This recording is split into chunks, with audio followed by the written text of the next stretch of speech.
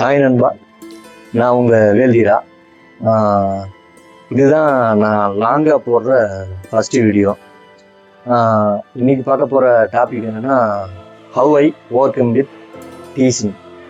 இன்னைக்கு நிறைய பேர் சந்திக்கிற பிரச்சனை, இந்த கலாய்க்கிறத தாங்க முடியாமல் நிறைய பிரச்சனை வரும். இதனால ஃபைட்டெல்லாம் நடக்கும், அழுதறி பிரச்சனையாக நடக்கும். அதுலேருந்து எப்படி ஓவர் கம் பண்ணி வர்றது, நான் எப்படி அதுலேருந்து வந்தேன், அதைத்தான் இப்போ இந்த வீடியோவில் பார்க்க போகிறோம். இந்த ஊருக்குள்ள ஒரு டாக்கிங் இருக்கு, இவெல்லாம் தேடுவானா, இவன் எங்க இப்போ உருப்பட போறான் அப்படின்னு. அந்த லிஸ்ட்ல இருந்த ஆள் தான் நான். பேசிக்கலி நான் ரொம்ப சைலண்டான ஆள். அதனாலே என்னவோ எங்க பக்கத்து வீட்டில் சொந்தக்காரங்களுக்கு கூட நான் எவ்வளவு ஸ்போர்ட்ஸ்ல ஆக்டிவா இருக்கேன் அப்படிங்கிறது தெரியாது.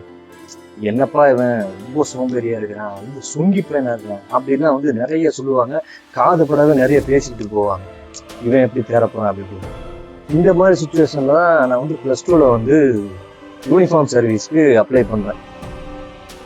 சரி, எல்லா பசங்களும் மாதிரியா தான் 10th வரைக்கும் நல்ல குட் ஸ்டூடெண்ட், நல்லா படிக்கிற பையன் நான். ஆனால் 11th 12th வழக்கம் போல ஸ்கூலை கட்டடிக்கிறது அப்படி இப்படின்னு போய் ஒழுங்கா மார்க் எடுக்கல, ஏதோ பாஸ் ஆகிட்டோம் அப்படின்னு. சரி, அப்போதான் இருந்தப்போ எங்கள் அண்ணன் ஒருத்தர் இருக்காரு.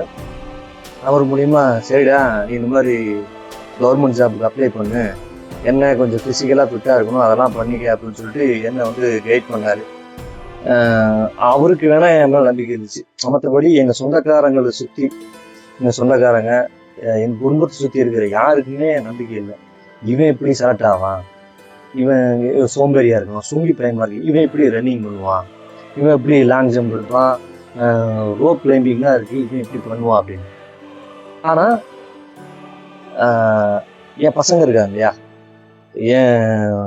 என் ஃப்ரெண்ட்ஸ் கேங்கு, என் ட்ரைனிங்ல இருந்த பேட்ச்மெண்ட்ஸு, இவங்களுக்கு தான் தெரியும் நான் ஸ்போர்ட்ஸ்ல எவ்வளவு ஆக்டிவா இருக்குங்கிறது அவங்களுக்கு கூட தான் தெரியும்.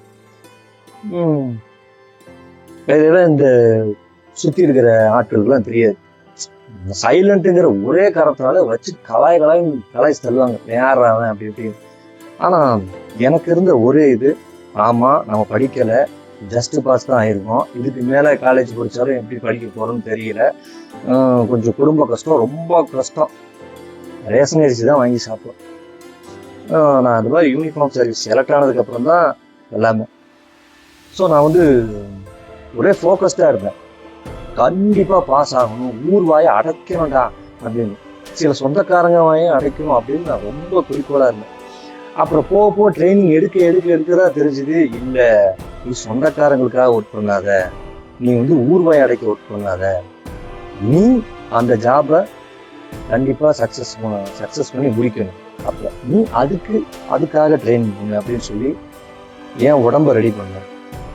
நல்லா படித்தேன். இந்த 10th வரைக்கும் நல்லா படிச்சேன்னு சொன்னேன் இல்லையா, அந்த படிப்பை கொண்டு +2க்கு அப்புறம் இந்த ஜாபுக்கு உள்ள போகணும், அவ்வளவு வெறித்தனமாக படிக்கிறேன். அங்கே 80 மார்க்கு கிட்டத்தட்ட இது ரைட்டிங்லேயே 72 மார்க் எடுத்தேன். அப்புறம் ஃபிசிக்கல், அந்த ஃபிசிக்கல்லாம் ஓடும்போது ஈட்டி படத்தில் அதர்வா ஓடுவார்ல, அந்த மாதிரி தான், அதே மாதிரி தான் கடைசியில் அந்த 400 மீட்டர்லாம் முடிக்கும் போது அது மட்டும்தான் ஓடுது. பாஸ் ஆகணும் அப்படின்னு வெறித்தனமாக ஓடணும்னு சொல்லி ஓடி பாஸ்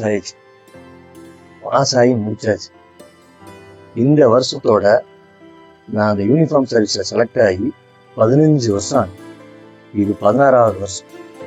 ஸோ இதுலேருந்து என்ன தெரியுதுன்னா, let people talk, let people doubt you.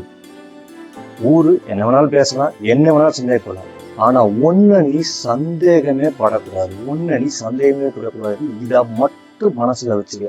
ஏன்னா உன்னோட பவர் என்னன்னு உனக்கு மட்டும் தான் தெரியும், ஊர்ல இருக்க யாருக்கும் தெரியாது, சொந்தக்காரங்க தெரியாது, யாருக்குமே தெரியாது.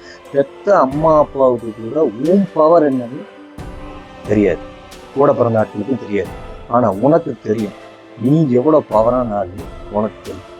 அதுதான் எப்பவுமே அவங்களுக்கு பதில் சொல்லணும் அப்படின்னு நினைக்காத. நீ உன்னுடைய மனசையும் உடம்பையும் ஃபிட்டா வச்சுக்க. நீ எந்த கோலை நோக்கி போறியோ அதை மட்டும் ஃபோக்கஸ்டாக குதிரைக்கு கடிவாளம் கட்டின மாதிரி ஒரே மாதிரி போயிட்டு இருக்கு. அப்புறம் என்ன, ஊர் வாய் அடைச்சிடலாம், சொந்தக்காரங்க வாய் அடைச்சிடலாம், எல்லாரையும் அடைச்சிடலாம். So let people talk, let people doubt you, ஆனால் உண்மை நீ சந்தேகப்படாத. அவ்வளோதான் இந்த வீடியோ சொல்கிறது.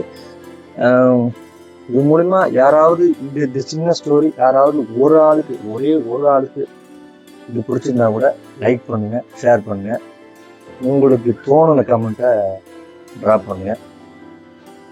பாய் ஃப்ரம் வேல்தீரா.